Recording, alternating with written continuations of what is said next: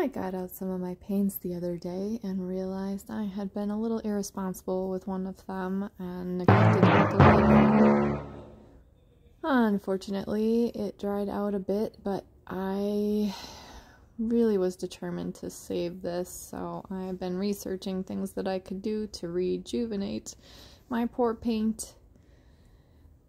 I guess I'll just have to throw it out if I can't find something, but I didn't want to do that. And I checked out DecoArt products, which they have this awesome pouring medium that I already use for fluid art. And I just decided that I was going to give it a little test here with a little bit of paint to see, and it came out awesome.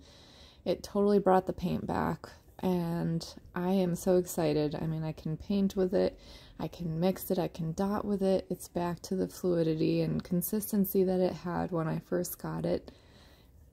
I'm so glad. I know this sounds like an ad, but I hate wasting things, and I really wanted to find a way to rescue that paint because this is one of my favorite metallics, the champagne. But you can see it works totally fine now, and it came out great, so I just poured a bunch in and mixed it all up to rescue the jar and a couple of others as well. So DecoArt pouring medium works great, and there are smaller sizes besides the jug.